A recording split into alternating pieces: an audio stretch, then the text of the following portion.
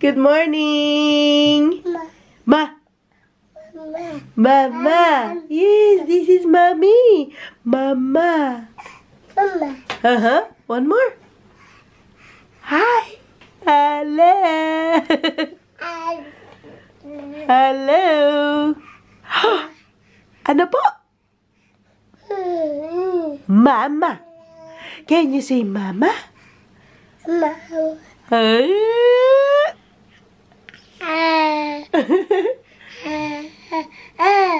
Oh. How's your sleep? Kamusta po ang tulog ng baby?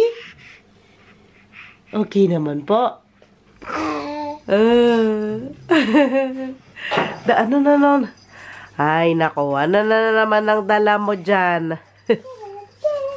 For Kenneth. Tapos ka na nag-breakfast? Zoe? Yes. What did you eat with Oma? What did you eat with Oma? Uy. Oh. Ano?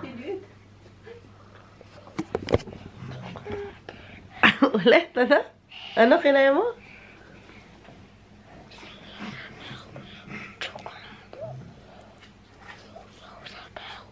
Okay. Cereals and milk. Ken! Okay. Binigyan niya ng laruan. Halak ka. Ma-entertain na yan. Ken, ang dami naman nak ng dinala mo pala dito sa taas.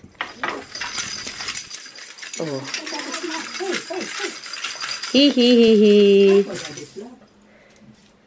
Bihis na ang aming ate Zoe. Prepare na yan for school. Pero dito muna daw siya. Play muna daw siya with Ken. Sige. Dalhin mo siya. What? What? Stink ka? Di ko manamoy. Dito ka, dito banda. Ano yan? Yucky. Sure ka ba dyan? Malay mo, hindi naman. Umutot lang siya. Malamig-lamig today, kaya pinag-ano ko yan. Boots na. Winter is coming na. Uy! Uy! Ate! Nitun! Nitun!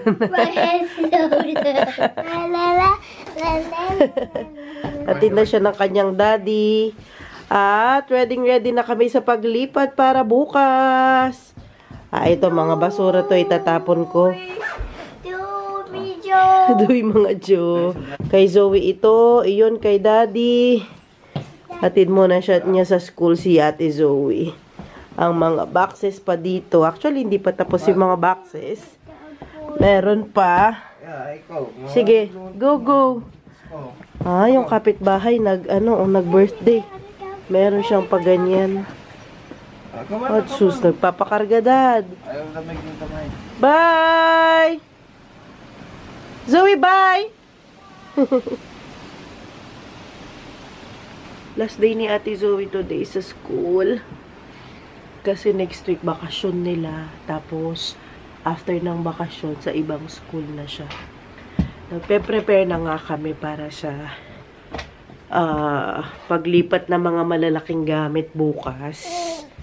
At saka yung mga boxes na ganito. So, ang lilipat namin bukas niyan, yung bed namin. Tara ko doon kung pinto. Yung ref, yung TV, yung ganyan, yung washing machine. Tapos yung mga boxes na ganyan na mga damit. Tsaka mga gamit sa kusina. Oo. Gawa ka ni mami ng breakfast, no? Gawa kitang pancake, no? Wait. Wala na si Bambam. Napunta na ng school. At for today's ganap, magtatapon nga kami ng mga basura at may pupuntahan kami sa kabilang city. Kaming dalawa ni Daddy. Iwan muna namin ng Ken. Kay Mama Marina, may kukunin kami. Mamaya, i-sika ko sa inyo. Ano ang kukunin namin. Oh, what you making, Mami? pancake for Ken. Gusto mo din ng pancake na oatmeal? Ayoko. Ayoko. Kumusta ang paghatid mo? Okay doon. Mabilis lang lahat eh. Ayaw ba niya? Ayaw niya? Ayaw niya. Ano? Lamigin ang kamay niya. Ah, oo nga pala. Kasi wala nang ano si Zoe. Kailangan ko nang bumili ng mga gloves niya, ng sa ulo niya.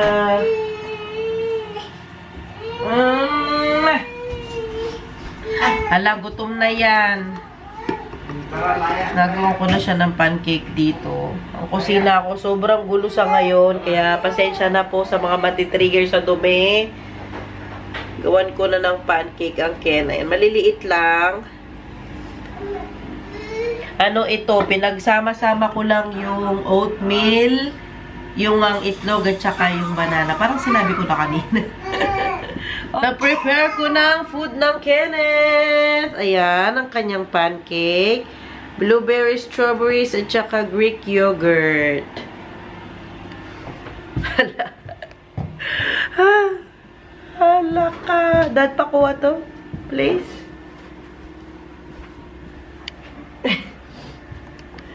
Oh, uupo dyan. Kenneth, uupo po. Diyan, masubukan nga niya mo po. Upo na ikaw. Tara.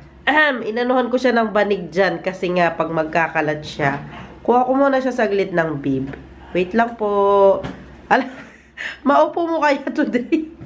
Hala. Wait lang. He's ready! Wow!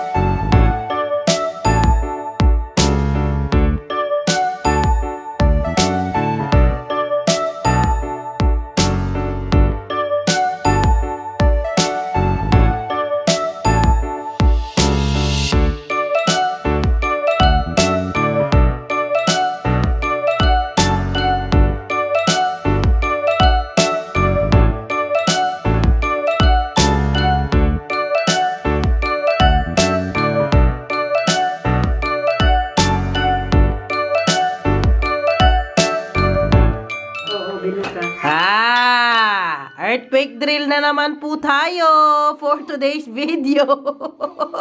Everyday earthquake drill. Hala. Everyday earthquake drill yung bebe na yan eh. Na, o dali, punta na doon. Duck, cover, hold.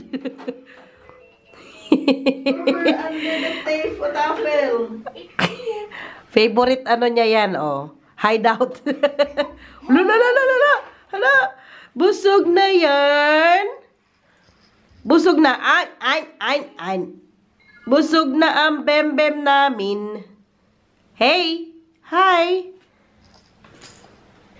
Alis muna, mami, daddy. Maiwan muna, ha? Opo. Alis nga muna kami ni daddy. Kasi may pupuntahan kami. Saglit lang. chika ko sa inyo. Hala ka, nahulog. Nasaan na ang ating pang malakasang lip tint.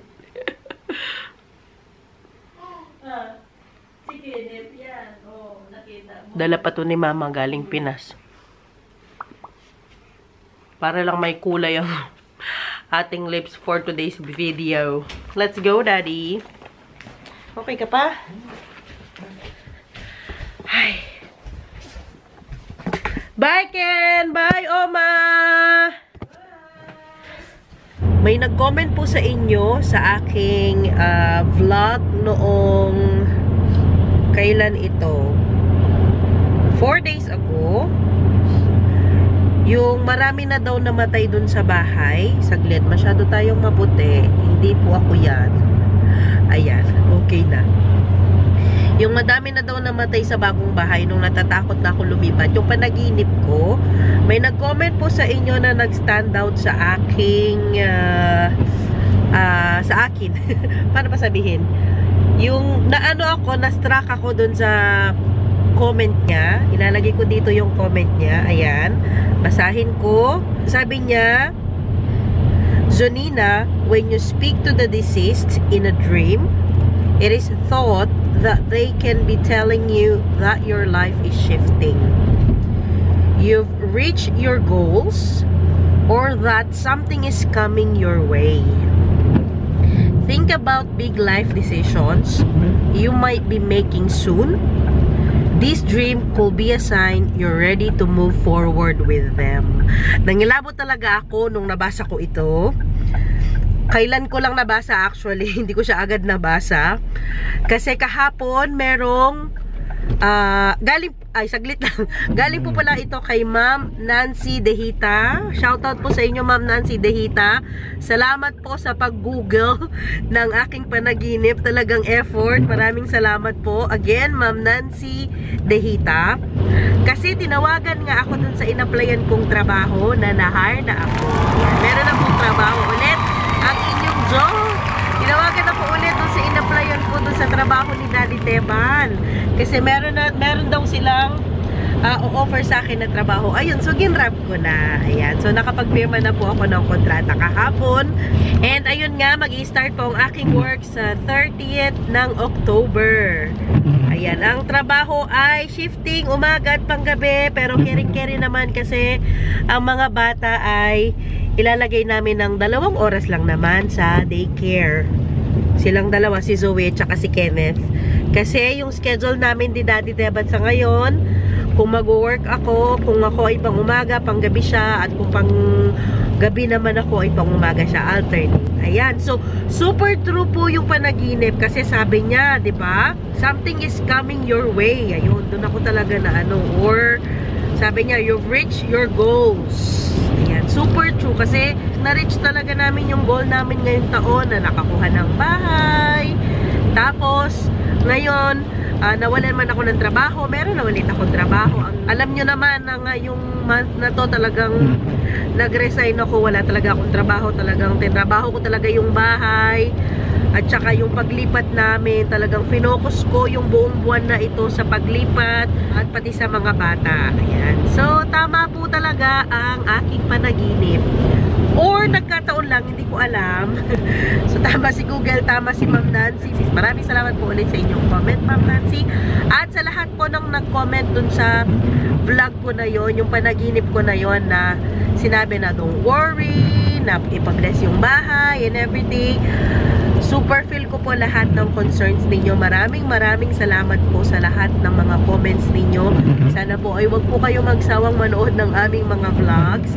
Ngayon na magpo-full time na ako sa trabaho, hindi ko po mapapromise na makapag-vlog po ako lagi. Pero I will try my best na mag-vlog pa rin kahit papano. Para po sa mga nag-comment na nagsabi na ipa-bless yung bahay, and ipa-ganito, ipa-ganyan yung bahay. Dito po kasi hindi po uso yung nagbe-bless ng bahay. May nagpapa-bless ba ng bahay dito, Dad? Hindi ko alam. Hindi pa po kami nag-inquire actually, pero wala pa po kaming nakita na pwedeng magpa-bless ng bahay dito. Hindi po kagaya sa atin kasi nga Mostly naman po sa atin sa Philippines, Catholic. Dito po kasi iba-ibang religion nila, pero mostly mga Protestant sila. Kalahati Protestants, kalahati wala silang religion talaga. Pero nagpe-pray sila in everything, pero wala silang specific na religion.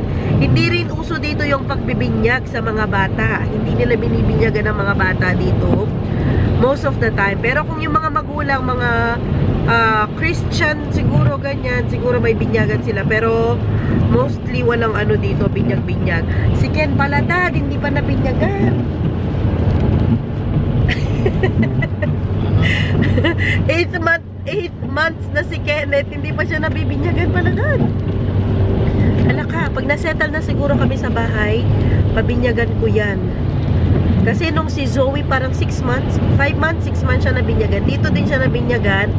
Meron namang ano dito, Catholic church. Pero ano, isa lang. Sa buong area, isa lang. So, kaya kami umalis today kasi nga, kukuha ako ng electric bike. Kasi si Daddy, meron siyang rides. Hindi naman rides. Anong tawag doon? That voucher? Meron siyang voucher sa trabaho na pwede siyang kumuha ng bike. Yung electric bike. Kasi ako, pag pupunta sa trabaho, mag-start nga ako sa 30, mag-ano lang ako, magbabike. Meron namang bus, pero mas handy na magbabike ako. Kasi 15 minutes lang siya na bike from sa bahay papunta dun sa work. Hindi kagaya dati yung biyahe ko, 2 oras papunta, 2 oras pabalik. Ngayon 15 minutes na lang na bike, nandun na ako sa work. So syempre, kailangan ko ng medyo matibay na bike. Although meron na akong bike sa bahay, pero kailangan ko ng electric bike para mas mabilis ako makapunta doon at hindi ako mahirapan na mag-pedal-pedal. Lalo na ngayon na winter, minsan may snow, malakas ang hangin. At least kung mas matibay yung bike ko, hindi ako kaagad matutumba. Nasabi ko nga kay Daddy, tingin na ako ng bike na hindi lang ako yung makakagamit, pati yung mga bata magagamit nila. So nagtingin nga kami ng bike yung merong parang maliit na container sa harapan. Yung dalawa yung gulong niya sa harapan, tapos isa sa likod. Tapos yung sa harapan niya parang malaking basket na plywood, parang ganyan. Back fits ang tawag nila dito. Kaya nga kami ngayon ay umalis, pupunta kami doon para ma-order namin kung meron silang available. Meron naman sa website na Dan. Kasi kunin na sa supplier rin. Oo. Kasi nung ginawa namin siya kagabi sa online, hindi siya pwede. Tinawagan din namin sila. Hindi siya pwede. Dito kasi sa probinsya namin, walang stock. So, punta talaga kami sa kabilang probinsya, which is 45 minutes na biyahe. Kaya nga iniwan muna namin si Ken, lalo na ulan-ulan. Hindi namin talaga siya masama. Punta na lang kami dun yan. Tas, nakapili na ako ng bike actually. Dun nga sa online shop nila. Tapos, ang mangyayari, ang bayaran, kasi medyo may kamahalan ng mga electric bike dito. Yung isang electric bike, makakabili ka na siguro ng isang sasakyan na second hand sa atin, Dad, no? Yung presyo niya kasi online, 3,500 euros. O, sabihin na natin 60 ang euro as of today, Friday, October 20. Ayan. So, sa peso ay 210,000 siya. Ganon ang presyo ng mga electric bike dito. Medyo may kamahalan. So, ang mangyayari, bawas yun sa, sa sahod every month. So, hindi ganon kabigat. Every month magbayad. Ilang months yun? 36 months babayaran. So, every month, wala naman siyang patubo. So, kung meron man, napakaliit lang na porsyento ng sahod. So, at least nagagamit ko na habang papunta sa work. Hindi na hassle sa akin ang magpunta ng work. Ngayon na mag-full time ako sa trabaho, medyo kinakabahan ako. Never pa ako nag-full time sa trabaho. Lagi ako 3 days, 4 days, ganyan. First time ko mag-full time.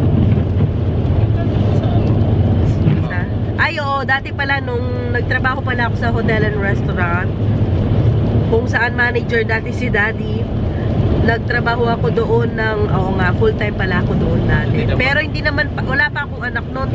Pero grabe talaga sa hotel. Hindi na talaga ako babalik sa ganyang trabaho. Kaya lahat po na nagtatrabaho sa hotel and restaurant, ay saludo po talaga ako sa inyo. Lahat. Kahit yung sa barko siguro, yung may mga inaayos na mga bed, yung ganyan, basta lahat ng may hotel and restaurant, talagang saludo po ako sa inyo. Lahat ng mga OFWs natin, pati po yung mga DH na mga Pilipino, talagang saludo po ako sa inyong lahat. Nakakayanan po ninyo. Talagang mga Pinoy, talagang mga maabilidad, talagang magaling magtrabaho.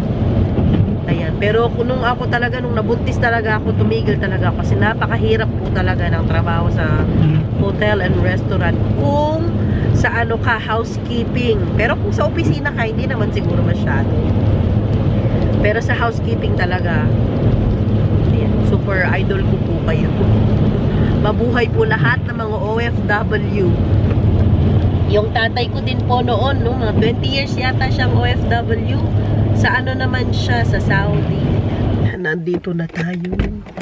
Kaya lang medyo maulan. Tatakbo ako papunta doon. Tara, daddy. Takbo ako, ha. Ano sa akin?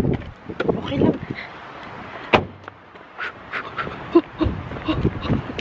Sinisipon na pa man din ako. Wala kaming dalang payong. Dito na kami. Ayan yung gusto ko. Oh, yan yun, oh. Yan yung kukunin natin. Ayan. Ayan, oh.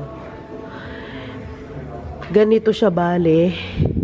Pwede mong masakay yung dalawang bata. Ay, mas mahal pala siya dito. Ayan, ang presyo niya.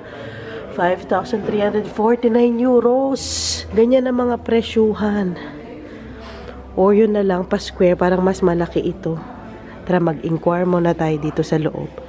Maganda sila, oh. Ganyan ang gusto ko para magamit ko at the same time magamit din ng mga bata. Tara, mag-inquire muna tayo. Try ko muna ito. Oo, pinapatry niya yung bike para sa'yo. Ang taas na. Ay, dapat ko naman pala siya. Yeah. Oops, sorry. Paano siya i-gawin? Pero pwede. Pwede i-maintenance sa liwaran. May nakuha na tayo. Ito siya yung malaki. Tinry ko to, tapos tinry ko din yung isa. Mas okay to sa akin. Tapos, pinaano na ni Dad. In-order na niya. Ayan siya. Bali, makalagay ka ng 4 na bata. Busy pa si Daddy doon. Magkape muna ako dito. Pwede pala magkape. Nag-order pa siya ng ng bike. Palubat tong aking camera. Sa bahay ko na ituloy ang aking vlog, mga Jo. Tapos na si Daddy. Let's go na, Dad? Okay na? Let's go home muna. Okay. Nasa bahay na tayo. Ang aming Kenneth. Ayan, nandito. Hi! Nagtungtong na siya dyan talaga. Magpanhik na. Hi! Kumusta ang bebe na yan? Na? Kumusta ang bebe namin? Kinuha na yung kapstock man, oh? Ay, kumusta ka man dyan? Kahawak talaga niya, oh. Ang lakas ng grip niya. Ayan, umakyat siya dyan. Ayan ang inakyatan. Hello? Oops. Careful. Hi! Uy, sino yan? Sino yung baby namin? Hi! Mama. Mama. Mama. Mama. Ang galing naman. Ba? Mama. Mama. Papa. Mama, Papa. Yes! Nakakuha na ng bike si Mami. Ang ganda doon sa work ni Daddy kasi nga, may sila, ambag yung work niya. 25 euros yung ambag ng work ni Daddy. Opo. Opo. Opo. After pa daw, 2 to 3 weeks, dun makuha yung bike. Tapos, bumili na rin ako ng yung cover pag umuulan. Para hindi mabasa ang mga bembe namin.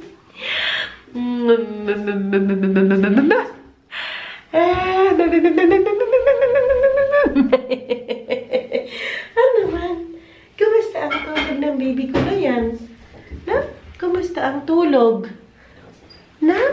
Abba. Mama. Mama. Mama. Mama. Mama.